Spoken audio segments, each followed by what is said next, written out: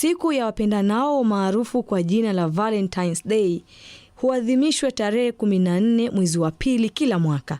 Chimbuko la siku hii ni kutokea katika utawala wa Kirumi karne ya 3 huko, wakati wanajeshi wa Kirumi walipokuwa wanakataliwa kuoa, kwa maana ya kwamba mwanajeshi akiwa na ndoa uwezo wake kiutendaji hupungua kutokana na changamoto za kifamilia. Valentino alikuwa padri wa kanisa Katoliki ambaye alifungisha wanajeshi ndoa za siri, kutekeleza amri ya Mungu kwamba kila mwanaume ana fursa ya kuoa, lakini wakati huo wanajeshi walizuiliwa. Kufuatia matukio ya kufungisha ndoa, Mtakatifu Valentino alikamatwa na kuuawa tarehe 14 Februari mwaka 270 baada ya Kristo. Baada ya kifo chake, dunia iliamua kusherehekea kumbukumbu yake, ambapo watu wamekuwa wakipeana zawadi mbalimbali ikiwa ni sehemu ya kufurahia upendo ulioonyeshwa na Mtakatifu Valentino. Kama ilivyo duniani kote, Tanzania nayo husherehekea siku hiyo kwa kupeana zawadi, kutembelea wagonjwa, kutembelea watoto yatima na hata watu wenye ulemavu, ambapo mwaka huu taasisi ya Tuko Sawa inayoongozwa na mkurugenzi wake Jacqueline Mtaita iliandaa chakula cha pamoja kwa watu wenye ulemavu na wasio na ulemavu, ikifahamika kama meza ya upendo. Meza ya upendo siku hii ya Valentine, kwa sababu upendo huonekana mezani. Ndio maana hata watu wakikosana huwa wanarudi kusawazisha mezani. Lakini kwa nini meza ya upendo kwa watu wenye mahitaji maalum? Sisi watu wenye ulemavu tumekuwa tunapitia mambo mengi sana. Nikawaza kwa nini katika siku ya upendo kwetu watu wenye mahitaji maalum tusiwe na kitu cha tofauti, kitu ambacho kinaweza kikatukutanisha pamoja, tukakaa pamoja, tukajifunza, tukaongea, tukafurahi, tukacheza, tukapunguza baadhi ya mambo ambayo tunakutana nayo kila siku kwenye maisha ya kila siku. Kwa hiyo nikaona ni njia gani ambayo itatukutanisha sote kwa pamoja, siku ya upendo, tukutane kwa pamoja, tuwe tuna meza ya upendo, tufurahi, tuenjoy. Basi. Nilitamani sana tuwe watu wenye mahitaji maalum wengi kwa siku hii. Na washukuru kwa wote ambao wamefika kwa siku ya leo, kwa sababu tunajua kuna changamoto mbalimbali ambazo zinaweza zikatokea, na kwa baadhi ambao wameshindwa kufika zimetokea hizo. Lakini upekee ambao nimetamani sana wapate siku ya leo ni kwamba wasiondoke kama walivyokuja. Aliyekuja na stress aziache hapa, aliyekuja na vitu mbalimbali aache hapa, afurahi. Tumekaa kwenye meza ya upendo, tunakula, lakini pia wamekuwepo wadau mbalimbali ambao wametoa elimu mbalimbali, elimu za fedha, elimu za saikolojia, elimu za kukataa na kulevya au kutumika katika madawa. Ni kitu ambacho mtu mwenye ulemavu, mwenye mahitaji maalum hataondoka kama alivyokuja, hataondoka tu, lakini amepokea hizo elimu zote. Kwa hiyo apate kupokea hizo elimu zote, amepata upendo, tumeenjoy, tumefurahi, na siku yetu ya upendo imeenda vizuri. Changamoto ni nyingi, kama ambavyo tukizingatia watu wenye ulemavu ni kundi ambalo linahitaji mguso wa mara kwa mara. Ni kwamba tumewagusa kwa namna hii, tusiwaache sana, tuwaguse kwa. Ni watu ambao wana changamoto za kiuchumi, wana changamoto za kifamilia, wana changamoto za za kushindwa za kisaikolojia. Kwa changamoto ni nyingi. Tukisema tuidadafue changamoto moja moja ni nyingi sana, lakini sehemu kubwa ambayo inawakwamisha watu wenye ulemavu ni kwenye eneo la uchumi. Bado tuna changamoto nyingi sana tukianzia katika familia zetu, lakini tukija kwenye eneo la familia, changamoto kubwa ni kukubalika kuanzia kwenye ngazi ya familia, kitu ambacho kinatufanya hata huko mbeleni kushindwa kuendelea kwa uzuri. Katika siku hii ya Valentine Day ya tarehe 14 mwezi wa pili 2026, kwetu sisi imekuwa ya kitofauti, imekuwa nzuri, tumefurahi, tumeisherehekea kiutofauti, na ambacho naweza nikasema tu kama jamii au kama Watanzania wote, tuwape nafasi watu wenye ulemavu, waonyeshe uwezo wao, wanaweza, wanajua na wana nguvu pia. Kwa mujibu wa Dira ya Taifa ya Maendeleo 2025-2050, makundi maalum yana nafasi ya kushirikishwa na kuwezeshwa katika njia zote, kuhakikisha kwamba hakuna anayeachwa nyuma. Waziri Ofisi ya Rais, Mipango na Uwekezaji, Profesa Kitila Mkumbo alikuwa miongoni mwa washiriki wa chakula cha meza ya upendo. Dira 2050 inazungumzia mambo makubwa manne. Inataka tujenge taifa namba 1, taifa jumuishi. Awe mwanamke, awe mwanamume, awe kijana, awe mzee, awe ameolewa, awe hajaolewa, awe ana ulemavu, asiwe na ulemavu. Tunataka kujenga taifa jumuishi ambapo kila mtu ana nafasi ya kutumia fursa ambazo nchi imepewa na Mwenyezi Mungu. Pili, tunataka kujenga taifa ambalo tunapata ustawi kwa wote. Kila mtu apate ustawi. 3, taifa lenye haki. Na 4, taifa ambalo linajitegemea. Na kwa muktadha wa kikao hiki mambo mawili: taifa jumuishi, taifa lenye ustawi kwa wote. Na ndio maana ilikuwa lazima tukio hili nikubali kwa mgeni rasmi, kwa sababu ni sehemu ya utekelezaji wa dira ya taifa ya maendeleo ya mwaka 2050 inayotutaka tujenge taifa lililojumuishi, ikiwemo kuwajumuisha wenzetu wenye mahitaji maalum na wenye ulemavu. Tunapozungumzia ustawi kwa wote, ni ustawi ambao lazima pia ndugu zetu wenye ulemavu wawe sehemu ya ustawi huo. Kwa jambo hilo ambalo mmelifanya hapa sio dogo, ni sehemu ya utekelezaji wa dira 2050. Watu wenye ulemavu pia ni binadamu, wanahitaji mguso wa upendo, ikiwemo kuwezeshwa kiuchumi, kukumbukwa kwa zawadi na hata maneno matamu yenye mvuto. Huhitaji kumbatwa na tabasamu kutoka kwa watu wengine. Yaani ni siku ya pekee sana, kwa sababu Valentine nyingi zilizopita sijawahi kukutanishwa na watu wa aina kama ya kwangu kama hivi na watu wengine mbalimbali kama ulivyosema mwandishi. Lakini leo ni siku yangu naona ya kipekee sana. Valentine yangu ya leo imekuwa nzuri sana.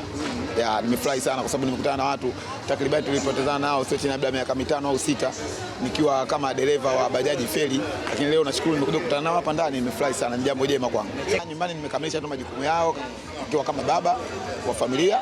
Then mimi nimetoka naambia naenda kujumuika na wenzangu pia huko, ambaye tulijumuika kwa siku ya leo nzuri ambaye Valentine yetu, ili niende kuimalizia huko nikiwa na ndugu jamaa, marafiki pia na watu wenye mahitaji kama mimi.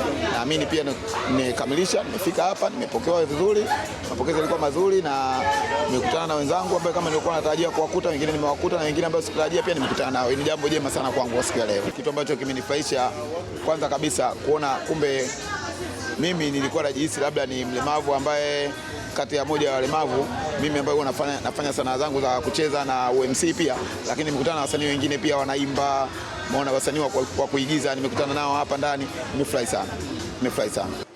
Kwa sababu ya jikweli yote juu yote, napenda kumshukuru Mwenyezi Mungu mwingi wa rehema. Amenifanya siku ya leo tumekutana hapa maeneo ya Manzese na walemavu wenzangu kusherehekea siku ya Valentine. Valentine ni siku ambayo yako wapenda nao duniani, lakini toka tumezaliwa mpaka leo hii sije kukutana na Valentine Day kama hii. Namshukuru sana Mwenyezi Mungu kwa kutukutanisha mahali hapa. Tunamshukuru sana Mwenyezi Mungu, tunasema asante. Mimi kwa kusisitizia wadau tamasha hili lisiishe hapa, tamasha hili endelevu miaka na miaka mpaka kizazi kijacho, ili wawe na uzoefu ujua nini mara yopenda nao nini Day. Kitu ambacho naondoka nacho leo cha kwanza, nimekutana na watu mbalimbali tumepata support kubwa. Kikweli sisi walemavu tunapitia mambo mengi sana mitaani, hata kwenye kazi kila siku, lakini leo nimekuja hapa nimeona utofauti mkubwa sana. Watu wamepokea vizuri, wamenijali, wamenishimisha. Nashukuru sana, nashukuru uongozi mzima ulioandaa tamasha hili.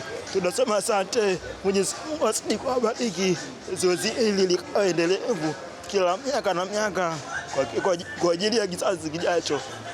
Valentine imependeza kama hivi leo tupo kwenye meza ya upendo, watu wenye ulemavu tumekuja kwa pamoja, tunasherehekea kwa pamoja.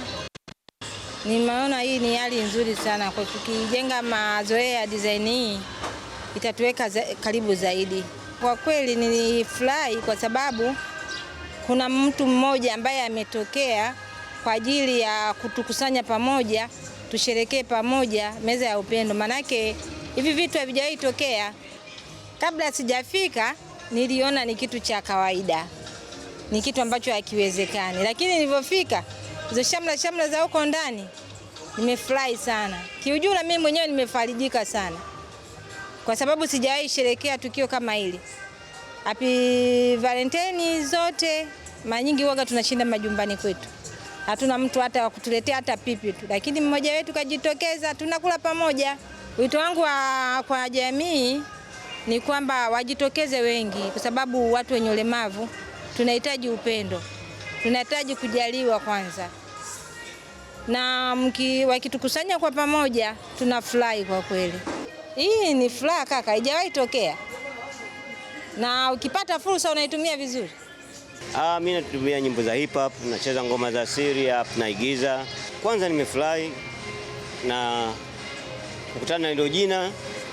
Nimefurahi pia jina lenyewe limebeba siku nzima, sababu siku ya wapendanao na meza ya upendo ni tumekaa pamoja, tunatakiwa tuendeleze upendo. Kwa hiyo nimefurahi zaidi na nimehamasika zaidi. Hilo ni la kawaida, kuongeza marafiki mbalimbali. Ikiwezekana na inawezekana, nimeongeza connection, nimeongeza marafiki, nimeongeza upendo zaidi. Naomba wahamasike tu, kuhamasika kwa maana na hamasa. Sisi ni binadamu kama wao, sisi ni jamii, kwa sababu sisi tumetoka kwenye mifupa yao. Sisi ni watoto zao. Alafu pia bahati nzuri Mungu alikuwa na uwezo unakutana sisi pia ni wazazi. Sisi pia ni baba zao. Kuna mama zao. Kwa hiyo hii ni jamii moja. Kikubwa tu tuendelee kupendana, tushirikiane, tusaidiane, tushauriane, tuwe pamoja. Elimu kuhusu dawa za kulevya ni miongoni mwa maarifa yaliyosambazwa siku hiyo ya Valentine, ambapo watu wenye ulemavu waliaswa kuhakikisha kwamba wanajiepusha kushiriki katika biashara hiyo, ikiwemo kuuza na kutumia. Swala la kuuza dawa za kulevya, kama kuna mtu anajihusisha na hilo jambo, tunakusihi sana, acha kufanya hiyo biashara. Utakamatwa, utafungwa kama mtu mwingine. Sasa utapelekwa sehemu ambapo hamna ngazi, utasema naomba ngazi, sijui niombe nini, huduma zako za kiaki za msingi. Wakati tunakufundisha usijiingize kwenye matumizi ya dawa za kulevya, hususan wale wauzaji. Kwa kweli inasikitisha sana. Sisi tunafanya hili shughuli, tunaona wauzaji wengi wa dawa za kulevya ni watu wenye mahitaji maalum. Tuwaombe, kwa sababu hamjawahi kusemwa, mimi sijawahi kusikia watu wakiongea kuhusu hili na kupeana elimu kama hivi. Leo nikasema nimwambie madam nije, mimi ni kiongozi na ratibu mashirika kama haya kwa upande wa Ilala. Yote mashirika yasiyokuwa kiserikali pale kwa Ilala mimi na ya ratibu kuona yanafanya kazi gani. Kuna mashirika mengine yanafanya kazi kwa ajili ya kuwatafutia wale watu wengine kupita migongoni mwa watu. Sasa vitu kama vile tunasema si sahihi. Kwa tunapokuja kuratibu kuona shirika fulani limefanya kitu kama hiki hapa, najua siku ya siku mtaondoka na way forward. Ni nini kifanyike? Isiwe inakuja leo Valentine Day tunakutana hapa. Tukitoka hapa Valentine Day basi tumeacha ya hapa. Mimi nasema si kweli. Ni wasihi ndugu zanguni, tuache kujinyanyapaa. Nyinyi mna uwezo mkubwa wa kufanya jambo kubwa katika nchi hii, hata katika familia yako. Mimi nafikiria na mimi Mungu angenisaidia, nitatafuta mke mwingine wa pili nioe, ili niwe natolea mfano kwa mfumo huo. Sasa umri umekwenda, sasa inakuwa changamoto. Ukimfuata nakwambia wewe ujana umekula na nani, uzee unakuja kula na mimi, haiwezekani. Lakini tutashare na nyinyi kwa mawazo kama haya. Tuna uwezo wa kutengeneza miradi mbalimbali tukasaidiana. Tuwakemee wale wenzetu wanaotumia watoto kuwafanyisha biashara. Kwa hiyo niwasihi sana na niwaombe sana wale wanaojihusisha na uuzaji na utumiaji wa dawa za kulevya ambazo tumezisema hapa: bangi, kokeni, heroin, mirungi. Bwana, ukikutana na Kamishna Jenerali Limo akisimama kwenye sheria, haangalii wewe ni nani, sheria inachukua mkondo wake. Lakini je, tutajaza mahabusu, tutajaza magerezani watu kwa kosa la kuvuta mabangi tu jamani? Mafanikio ya mwanadamu yeyote yanahitaji sana utimamu wa akili. Wepesi ama ugumu wa jambo huanzia kwenye akili. Hivyo kuharibika kiakili kunaweza kumsababishia mtu kushindwa kuamua vizuri. Hivyo safari yake ya maendeleo haitafika kileleni. Wanasaikolojia wanaamini kwamba upendo ni lugha nzuri na yenye uwezo wa kuponya na kuwezesha mambo mengi kusonga mbele. Haijalishi ni mtu mwenye mahitaji maalum ama mtu ambaye hana changamoto za ulemavu. Kuna lugha 5 za upendo. Sasa tuangalie hapa sisi tunazitumia vipi. Lugha ya kwanza ni zawadi. Na hii zawadi, wakina mama tuelewane hapa, hakuna sehemu imeandikwa sisi ni wakuwapeni tu nyie zawadi. Kama ipo labda mnieleze na mimi nikasome vizuri.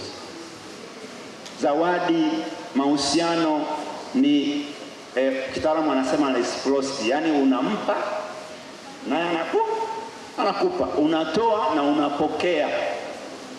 Kwa hiyo tunaposema lugha ya kwanza ya zawadi ni kupokea na kutoa, sio kupokea tu. Na sio utoe leo siku ya Valentine. Na leo kama hujapokea zawadi usiende kumgombeza mwenzio kwa sababu hujapewa zawadi. Kwa hiyo hizi tabia za lugha mawasiliano lazima uangalie ni nani mwenzako anaielewa. Ukimpa zawadi mtu, saizi mabinti zetu mnaowalea wanataka hela, na kwenye hizo lugha 5 hela haimo. Kwa hiyo kuna namna unaweza ukaenda zako sokoni, baba wa watu kaangaika kamletea zawadi, yeye asijali ile. Anaanza kuuliza hii shilingi ngapi umenunua hii? Ili ailinganishe na thamani ya hela, alafu aone anakushukuru kiasi gani. Kitu ambacho kinaua morali ya kutoa zawadi. Zawadi ni lugha nzuri sana ya upendo, na hakuna anayepewa zawadi akajisikia vibaya unless anao tatizo. Hiyo ni moja. Ya pili ni mguso.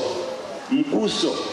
Mili yetu hii inatuma taarifa kwenye ubongo kugusana na mtu unayempenda. Kuna taarifa zinaenda afu zinarudi chapu. Zinaporudi zinarudi na mapokeo chanya. Kuna wakati mtu anajisikia amani, anajisikia furaha, anajisikia kuwa huru kwa sababu wewe umefanya hivyo. Na si lazima iwe mmeo. Mwanao je, unamkumbatia wewe? Anapokuwa amejikwaa, ameanguka mahali, unamkumbatia hata kumtuliza? Hapana. Kama ufanye hivyo, yeye hawezi kufanya pia. Kwa hiyo hicho ndo cha kujifunza. Lugha nyingine ni maneno. Maneno yenye nguvu. Sasa hapa tuelewane vizuri. Maneno haya yanayotumika kama zawadi sio yale maneno hasi. Yawe ni mjinga, hakuna kitu unaweza kufanya, yani wewe si chochote, wewe hamna kitu, wewe sio mwanaume. Wanaume wenzako wako kule wanapambana, wewe umelala ndani, sio ya hivyo. Ni yale maneno yenye nguvu, yenye kutia moyo, yenye kumjenga mtu. Mwanao akifanya vibaya, unaongea naye vipi? Anakula kwenzi kwanza alafu anafanishwa na wenzake? Au ndo hali wiki nzima? Asipokula unadhani hiyo fondo itabadilika? Haiwezi kubadilika. Lakini namna unavyokaa naye kwa upole, ukazungumza naye kwa upole, ukanyanyua uwezo wake wa ndani.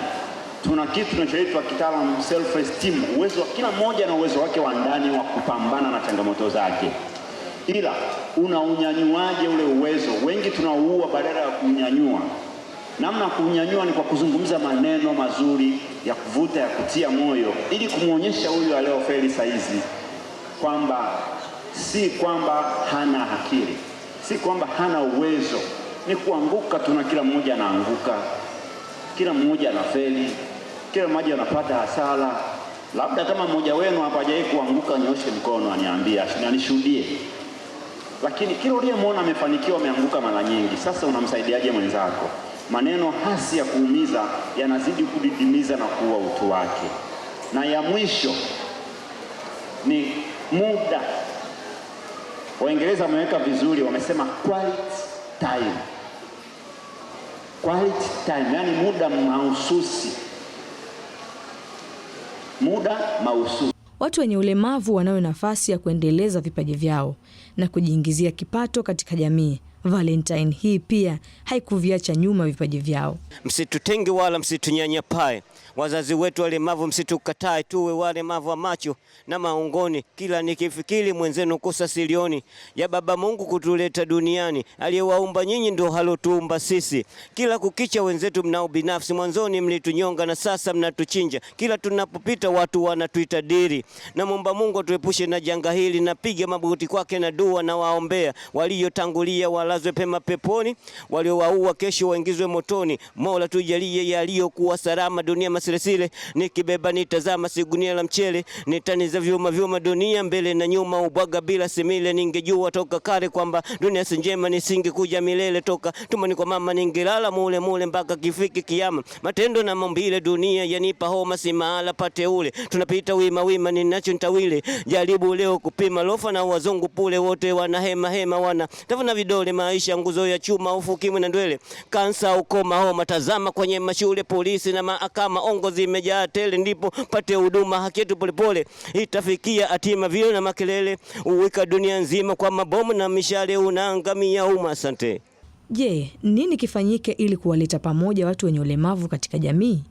Tunaiambia jamii kwamba jambo la kuwagusa watu wenye ulemavu sio jambo la mtu mmoja, wala sio jambo la viongozi tu, wala sio jambo la kikundi au watu fulani. Jambo la kuwagusa watu wenye ulemavu ni jambo ambalo linamtakiwa kila mtu, kila mmoja kama jamii.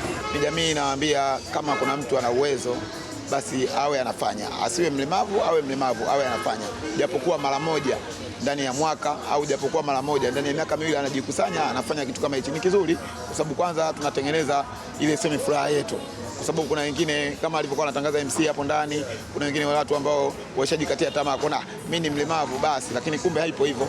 Ndio maana nasema mlemavu, nasema nini, tupo sawa. Maana yake kati ya mlemavu na ambaye sio mlemavu tupo sawa.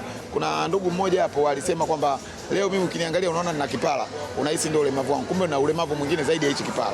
Umeona? Na kumbe kuna mlemavu mwingine ambaye anaombea hata angepata tu kipara lakini asingepata ulemavu aliokuwa nao, kumbe ni hivyo. Kwa hiyo nafikiri nimejifunza vitu vingi hapa ndani, na jamii ambao wenzetu sio walemavu, tunasema walemavu watarajiwa, kwa wale ambao wenye uwezo waguswe nao wao wanafanya jambo kama hili. Ni vizuri sana. Wito wangu ningetaka kusema kwamba katika maisha yako wa Tanzania ambao Mungu ametujalia tuweze kutenga sehemu katika siku 365 kwa ajili ya kukumbuka watu wenye mahitaji maalum, wakiwemo watu wenye ulemavu, watoto wa mitaani, watoto yatima na watu wote ambao ni wapweke kwa njia moja au nyingine. Nadhani inaleta baraka nyingi sana. Siku hii ya wapendanao mwaka 2026, mguso kwa kila mtu.